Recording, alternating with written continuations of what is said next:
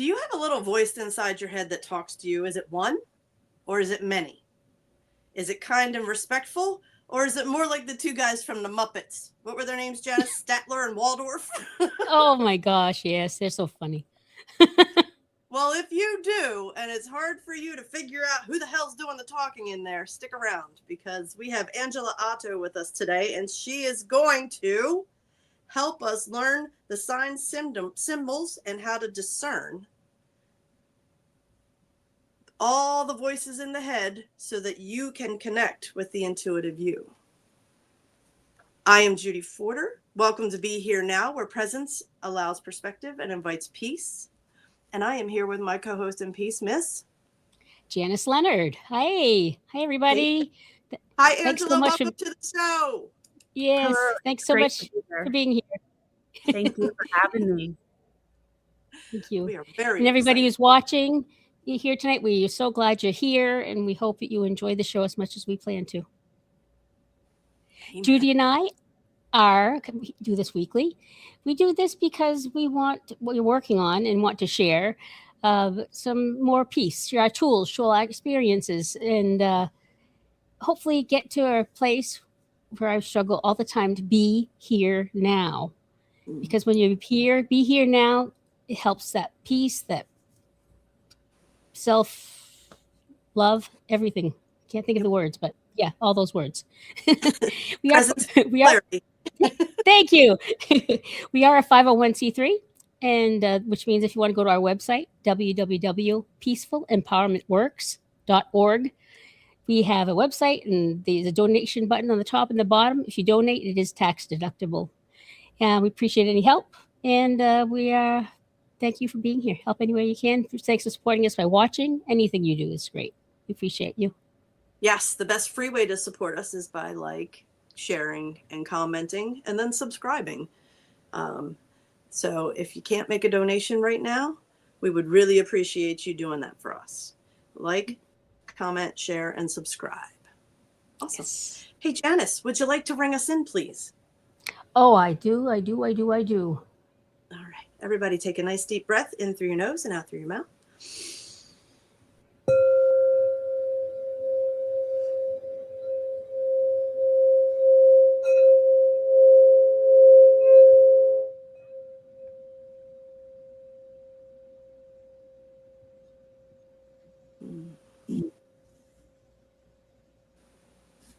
Excellent. All right.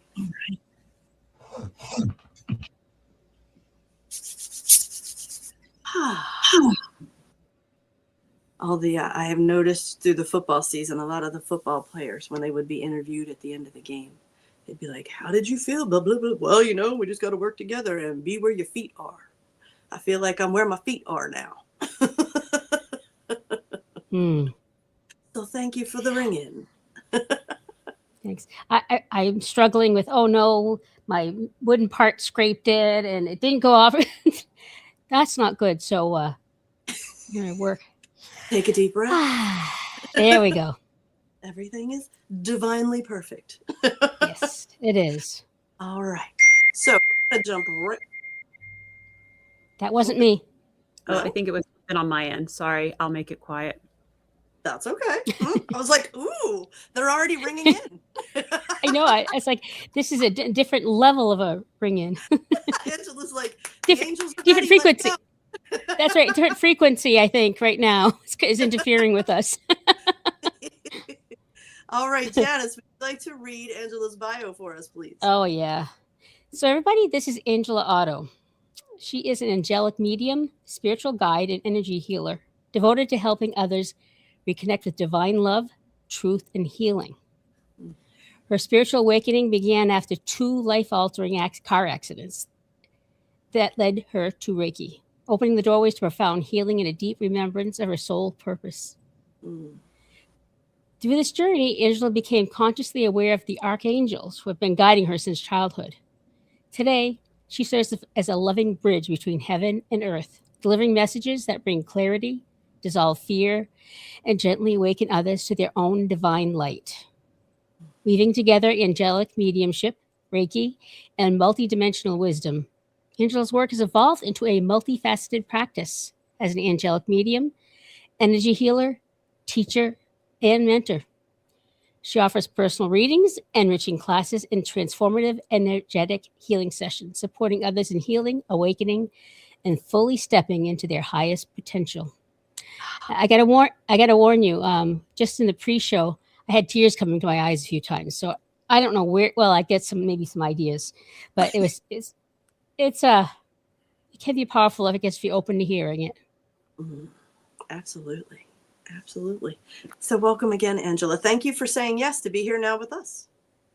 I find that on this journey, saying yes has become much, much easier. And every time I do, I am never disappointed in where it leads me. So I'm happy to say yes. Outstanding. So viewers that have followed the show, let's say meticulously, may have noticed that Angela was on our Spirit of Oneness show. Yes, I was. You did a brief interview because you were a vendor at the event that weekend, and that's how we met. Yes. So when I asked Angela, I was like, we'd love to have you on a full episode if you're interested. Obviously, she was interested. But we have viewers that may not have connected with you back then. So we're just going to ask a couple background questions. Like, where were you born and raised? I was born and raised in Grantville, Pennsylvania. So I've been in the central Pennsylvania area my whole entire life. So excellent. Do you have any siblings? Yes, I have a brother and a sister. Awesome. Did they stay in the area as well? For the most part, my brother, within the state, he went to college in towards Philly and then stayed down there for a while. And then he's recently moved back to the Hershey area. So, okay. Yeah. Excellent. What is one of your fondest childhood memories? I always loved being at my grandma and grandpa's house. My grandmother was like the traditional grandmother, stay at home and kind of, rear kids and then grandkids and always cooking something or doing something like sewing. I think she actually had a formal degree in seamstress. It was a seamstress or something. So she was very talented in that way. But I think she chose more to the domesticated version. But I always remember on when school was out, going over there and being there and her making kind of breakfasts and the different ways she would make pancakes and stuff. They just weren't like regular pancakes.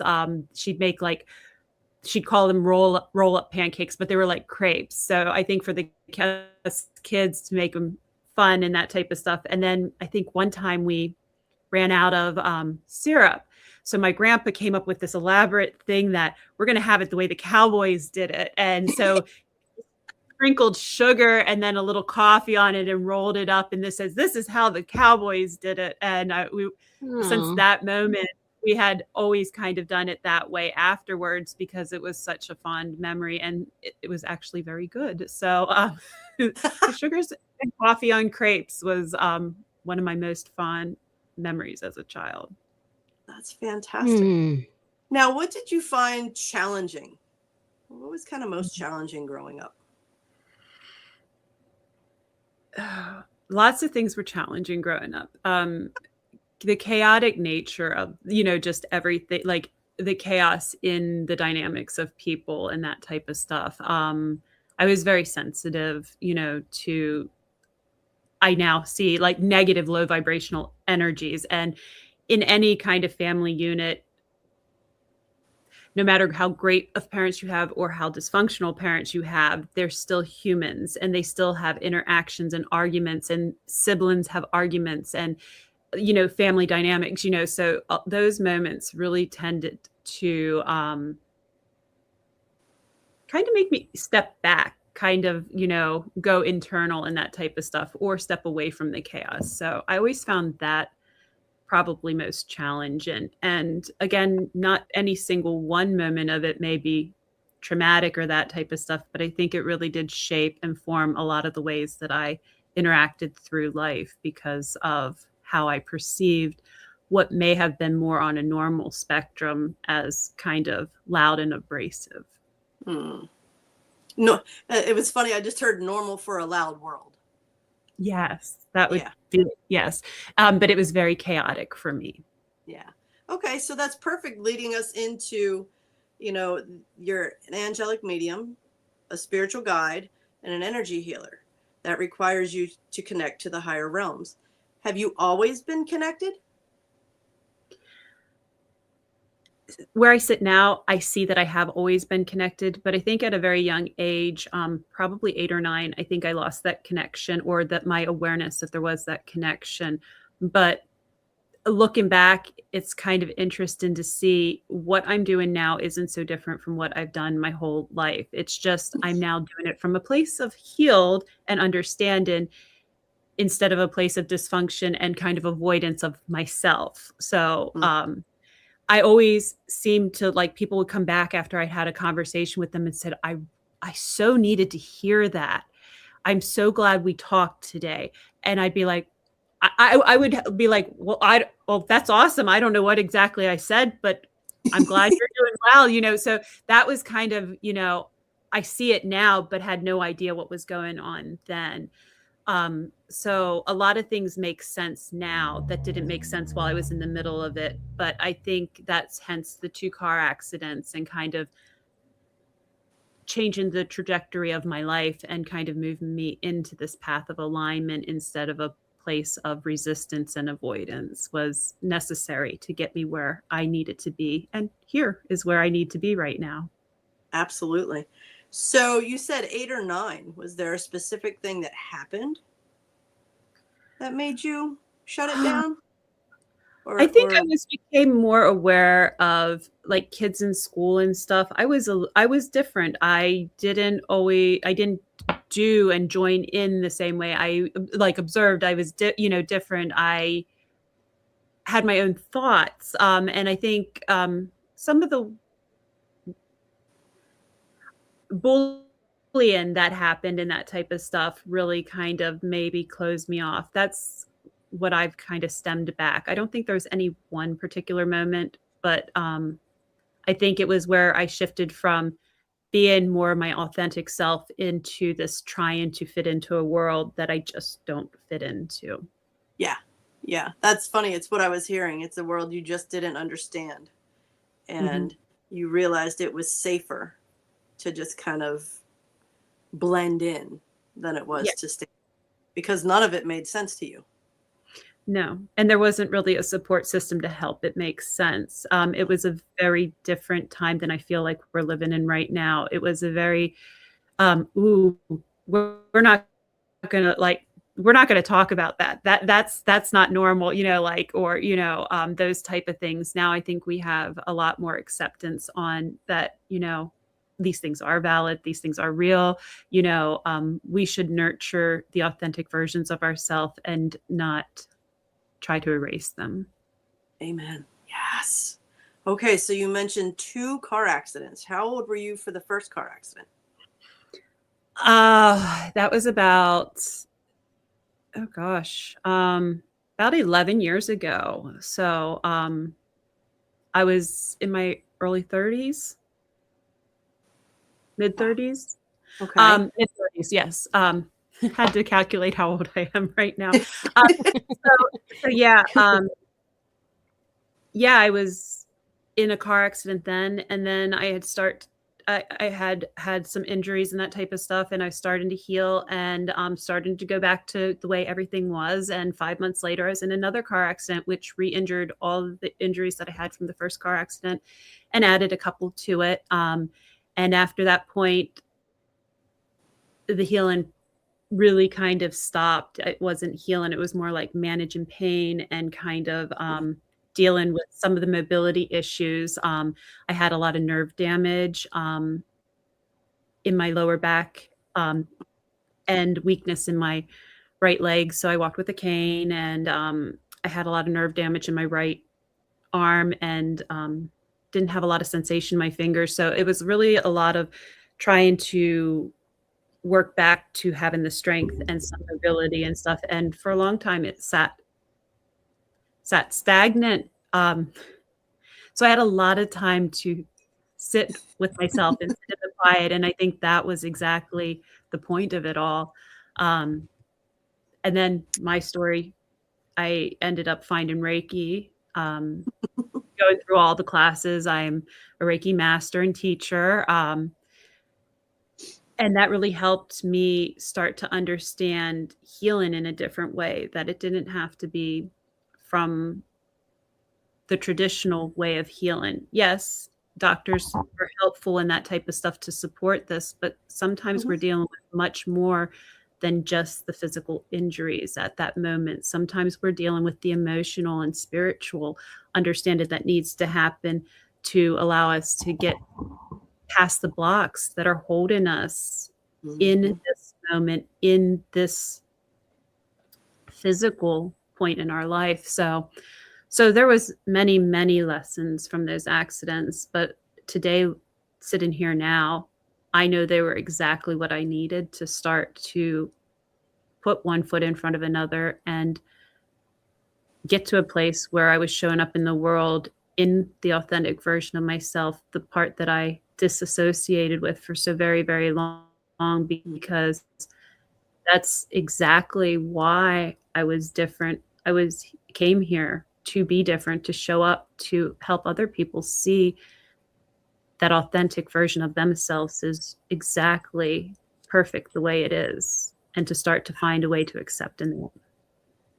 Amen. Yeah, it's funny because we would call those two accidents soul boots. You got a soul boot, and the universe is cracking you over the head until you pay attention. And they have told me many times we tried a much gentler approach to get your attention and to, snap you out of the fog and the disassociated world you were living in, and you just weren't seeing it. So sometimes we're gonna shake you up to wake you up. Oh, they sure gave me a huge shove, a beautiful shove, looking back, but one that really, turned my world upside down in that moment.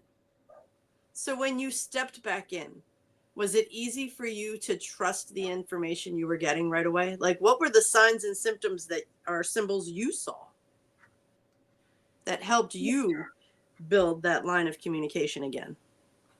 It just sort of naturally opened up, like after the Reiki and that type of stuff. There were a couple other big incidences that kind of propelled it forward. I lost a dog very suddenly, and needing to kind of understand that he was okay really where I needed to be. I sat with currently now a friend that does some tarot and mediumship readings and stuff like that, and she was willing to try to connect to my dog that passed. And in that process, I started connecting and understanding that he was okay, feeling that he was okay, that he was still here, that he was still part of my journey forward, that it was essential for him to go because he needed to help me on the other side for this journey forward. So that's where that sort of gentle opening. Then everything had to do with angels. I never really talked about angels or had a fascination with them my whole life. I mean, as a child, I remember like angels and, from like church and stuff, and then being fascinated. But then there was like nothing with them. And then all of a sudden they're very much back in my presence. And then I would like think something and have a question, and then I'd literally get an answer. And I was like, this is so strange. And am I thinking this? Am I making this up? But I'm like, okay, that literally is an answer to what I just asked. And this just kept happening. And it was like every time I thought a question, I had an answer.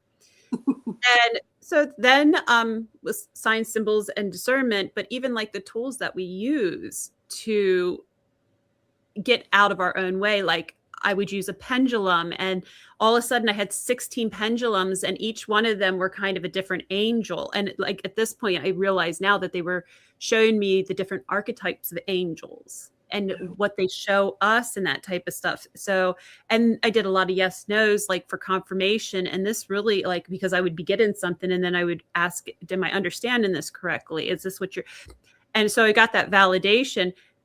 And again, it was just following like the breadcrumbs that they were showing me. And I mean, one time I went into a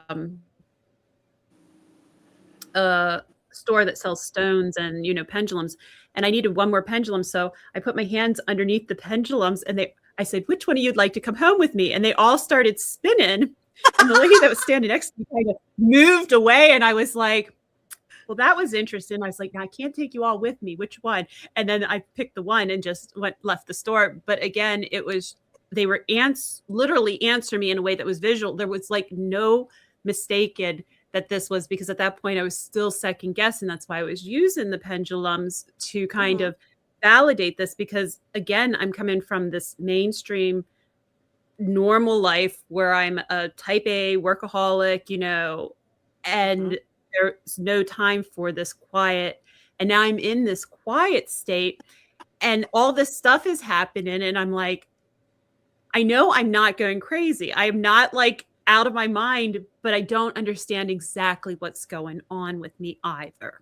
And all of these different little signs and symbols and nudges and kind of following it really helped me build that trust in a very organic way. Mind you, it went very, very quickly.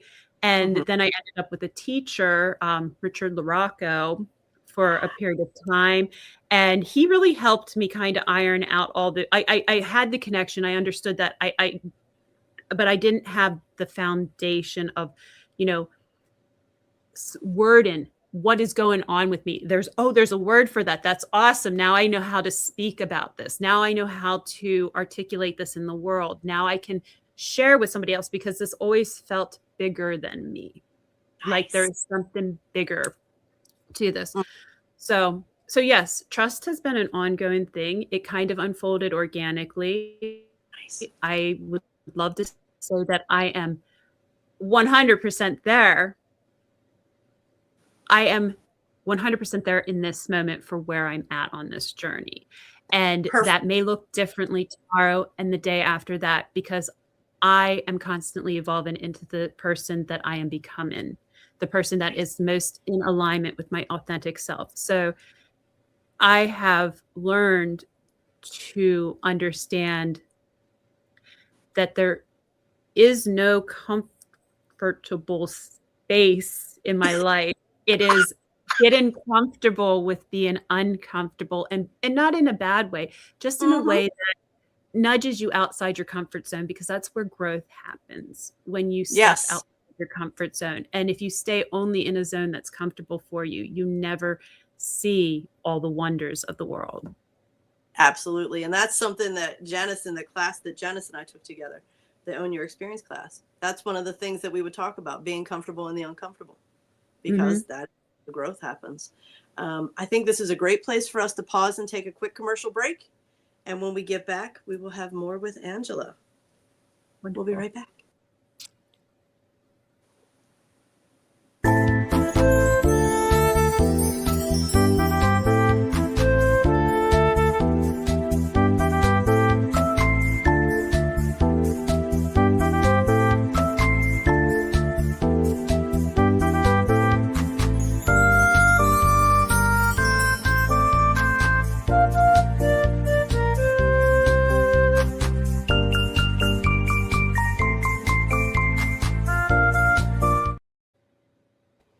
We're back with Be Here Now, where presence invites perspective and allows peace. We are with our special guest, Angela Otto, and she is going to be talking to us about signs, symbols, and discernment. Connecting to the intuitive you. Before the break, we learned how it was rather quick that you re-entered the world of mediumship and trusting and following the guides of your angels and your spirit team. So I know that there are a lot of people out there that very much experienced childhood like yours. where they didn't really feel like they fit in. They did what they had to do to make it through. I like the, it's survival mode. We do what we have to do to get through. You experienced what we like to call a couple soul boots, and you re-entered this world. Said yes to this connection and said yes to serving your purpose of discovering. And I love the way you said, I trust 100% in this present moment, and that may look different tomorrow, because we are constantly growing and evolving. I love that so much. So these people that are waking up to the fact that something's off, something's not right, I'm experiencing some things, but I'm not sure what it is I'm experiencing. What are some signs and symbols that they may be seeing, or that you saw, to help them discern what is, I have a friend that this likes to call it her creative imagination versus their intuitive guidance? Well, I kind of want to explain this in maybe a little different. Everything can be a sign or a symbol. Okay. It's what it means to you. So you can go and see deer like every day that you're out and that type of stuff. Maybe you live in like a wooded area or something. You see a deer all the time and often, and that's not uncommon.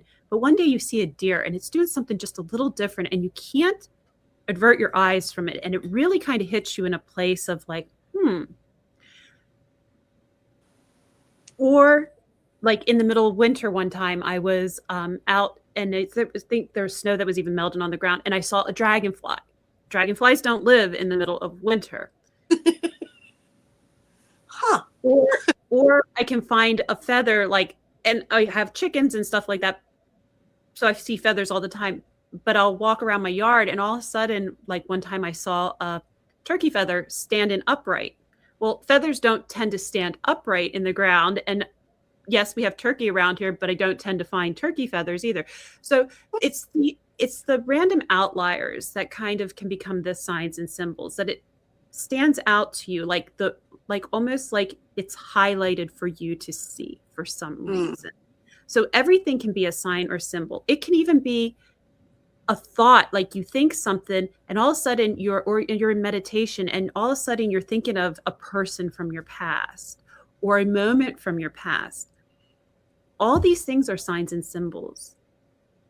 And it's us becoming aware that they're a sign or symbol, because once we have that awareness that they're a sign or symbol, we can start to understand what we're working with on a very unique personal level with ourselves. So for somebody, finding a feather standing up will mean nothing to them, or they won't even see it. Right. But for me, that was important for me to see, because I needed to understand in that moment that I needed to understand turkey energy. And a simple web search can do that, and I can understand. But when I read that description, I was like, okay, well, that doesn't resonate. And all of a sudden, one line of it made sense to me. And for the life of me, I cannot remember what that one line is. So, but in that moment, it made sense. And in that moment, I understood the piece that I wasn't understanding, because I know I was working on something that had to do with me understanding where I was moving to.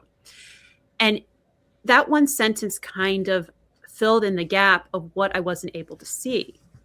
So then it brought my attention to what I needed to work on my healing path forward. Okay.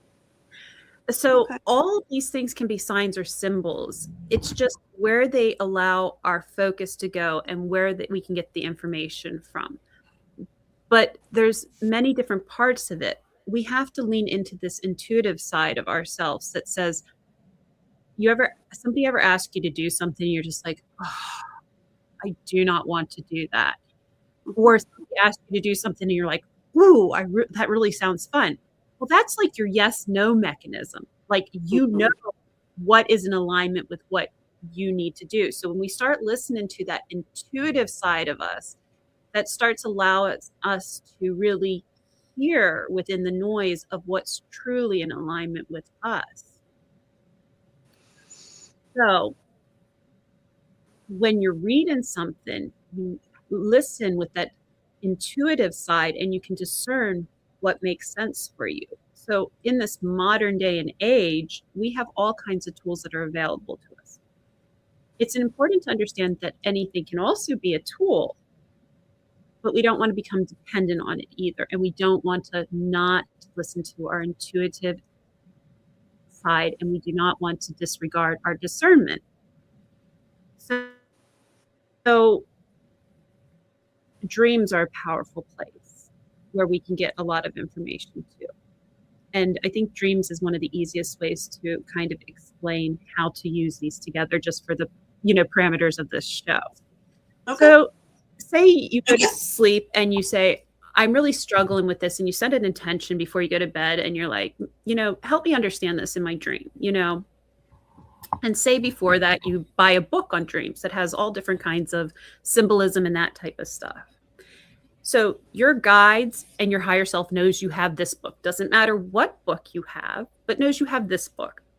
You've just now asked and set an intention to find some guidance while you sleep, and you have a dream. And if you're not used to dreaming and that type of stuff, it may take a couple nights for you to get this all in alignment by continuing to ask and set this intention. So never get discouraged if it doesn't happen right away. You're trying something new, you're learning something new, and learning takes time. But now you get to a point where you have a dream and you wake up and you remember it. And maybe it's a crazy dream like Alice in Wonderland, because you have this book, and this book has symbols in it that are already pre-assigned and that type of stuff. So you have to remember the symbolism from your dream. So even if it's a crazy dream, write down what you remember it, and then look up those things in the book. And you now start to see that, oh, that kind of makes sense. But again, not all of it makes sense, because not every word for word in a book like that is going to make sense for you. But you're going to kind of start to learn how to discern stuff, because you're going to learn what fits with where you are at in your life and what you've asked and, the intention you set. So you start to use these tools to start to deepen your understanding and connection. Okay. To get the guidance that you need at this moment. And it's a really powerful way to start, because not everybody is asking a question in their head and getting an answer coming in. That's not everybody's path forward. That was my path forward. And that's some other people's path forward, but not everybody.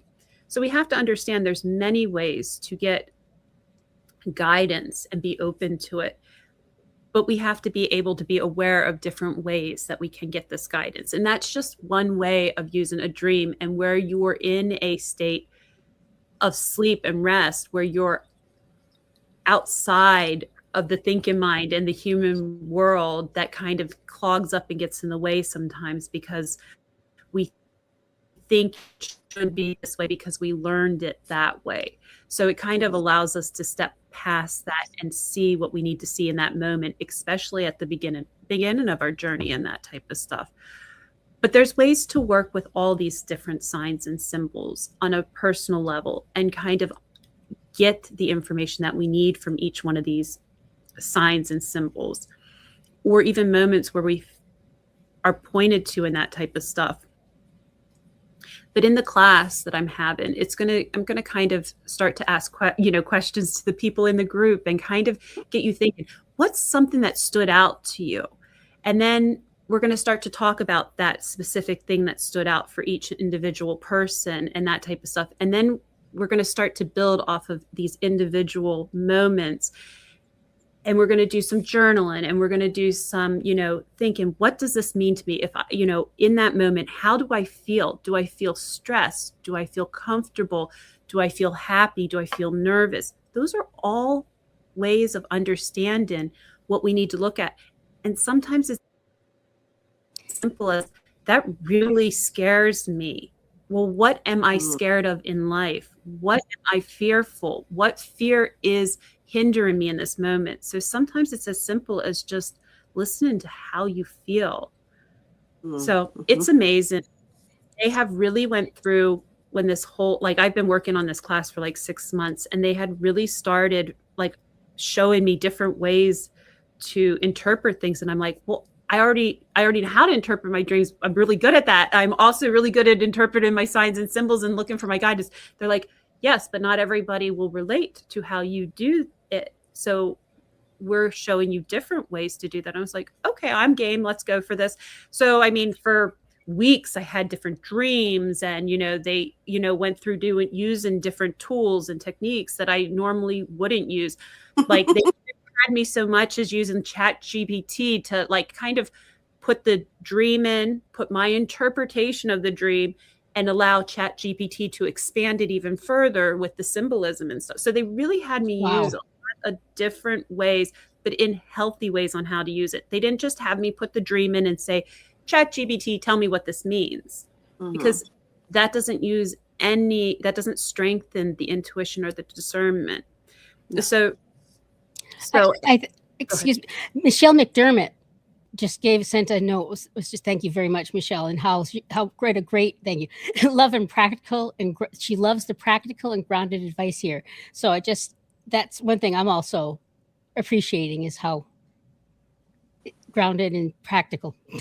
Perfectly said, Michelle. Thank you. Oh, that's wonderful. I love Michelle. She's such a great support, and she always kind of has the right thing to say when I'm, doing something or I post something on the social media platforms or something, and she'll say something sweet. So I really enjoy her support. So thank you. So Angela, with all that said, it is just amazing. Do you think that everybody has this intuitive gift? Oh, absolutely. It's just if we're open to seeing it. I think that there is no limitation on anybody. I don't think it's not that all of us came here to do the same thing. I came here to do what I'm doing, and you came here to do what you are doing, and you came here to do what you are doing. I think we all have that capacity to grow on our spiritual path forward and to have that connection, and whatever that looks like. When I was starting on my journey, I was like, why will my third eye not open up? I don't see anything. And finally, I got screamed at in my head. It wasn't screamed at. It just seemed like it was very, very clear. Stop trying to be like everybody else. That's not how I interact with the guidance that I'm given. I get concepts of knowing and understanding and relational, how somebody's feeling in this moment, what they need to see. I understand in a very, if you imagine the human body being able to interact with all their senses, I have another layer of all those senses that interacts with the spirit and the energetic world. And it allows me to feel, perceive, and connect and communicate what needs to be understood in the moment in a way that I think that is very, very personal to how I receive information, just like each and every other person has that unique way of how they receive information. And again, not everybody's meant to be a medium or an angelic medium where I work with the archangels for the guidance that the people that come to me need in this moment. That's not everybody's seat on the bus. Everybody has a specific plan for this life that they have chosen to live, and they've built in things that they want to understand in this lifetime. So when we start connecting to our authentic self, we start understanding why we've come here, what we've come here for, what we've come here to learn. If we come here to learn forgiveness, we have to understand that somebody has to have come here to do something to us, something horrible to us, so we can learn how to forgive. And things start making more sense when we start to understand why we're here and start to make more sense of it all. Michelle sent another message. Angela and I bonded over turkey spirit in the post. LOL. Past. Oh, sorry. I think that was actually in a Richard LaRocca class where we were doing psychometry for pets and stuff like that. And I think she had a turkey as kind of her pet and that type of stuff. And well, that's a whole story, but it was a really time. I love the fact that you said people would come back to you and say that was great advice. Because what I have found is, as my experience, I was using my intuition all along, just like you said, and didn't know it.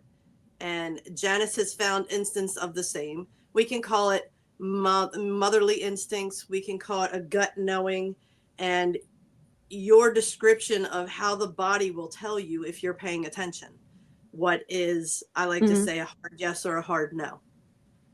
And if you don't get either one of them, it's a not yet.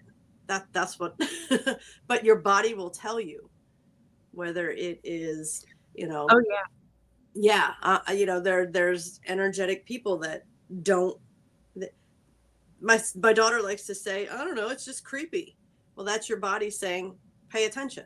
It doesn't mean you have to run and flee. It just means pay attention. There's something to notice here. So I love the fact that you laid that out for the people. And I feel like you need to tell people when your class is offered and how they can be a part of it. Well, it's on, I think it's February 20th. It's Friday evening, and it's from 6 to 8:30, if I'm correct. I put it together and then I'm like out of sight, out of mind. I'm like a little flighty that way, but it's at Ricky's Reiki Space in Harrisburg, Pennsylvania. As has Richard. And it's going to be a wonderful evening. We're going to keep it light and fun, but also give you practical ways to work with this. And I'm really going to take the time to, if you've been at one of my classes, it's very interactive. It's not like me just sitting and talking. It's really about bringing a sense of community and kind of learning from other people's perspectives, because I find that when we have other people's perspectives, we can see things that we wouldn't normally see if we were just like listening to one perspective.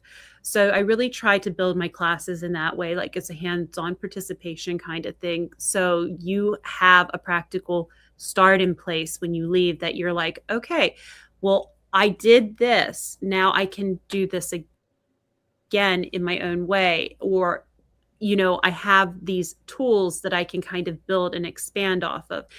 And again, if you get to a point where you end up stuck or that type of stuff, I do like coaching or angelic guidance, where we can kind of sit and expand, and move you through the blocks, because it's not meant for us to stay stuck, and everybody needs different perspectives at times. And I know that if I would have sat and just said, I can figure this out, like the old version of me would have been like stubborn like that, I would never have found my way here. We do need outside viewpoints. We do need shows like this where people come on and speak about different topics and that type of stuff, because it gives us a different perspective of how to navigate our own path forward. And again, this all kind of builds into signs and symbols and discernment and intuition. They all go hand in hand. It's all about just creating an awareness that these things are part of our path forward to make our lives easier to go with the flow. And when we have that awareness, we can get more awareness and more awareness, and we can, build that foundation that we can stand on our own and navigate our path forward. And one day we might just find that we're having conversations and we're like, oh yeah, I did this. And we're sharing our perspective and our authentic voice with others. And they're like, oh, I'm so glad I met you today. I needed to hear that. And this just ripples out. And Absolutely. The positivity and the higher vibration ripples out. And what that does is it raises the collective consciousness of this world. And it creates healing in a way that conflict just can't, arguing just can't. Because when we do and we choose to fight and try to get people to see our only view, we just add to the low vibration of the world that's already trying to heal.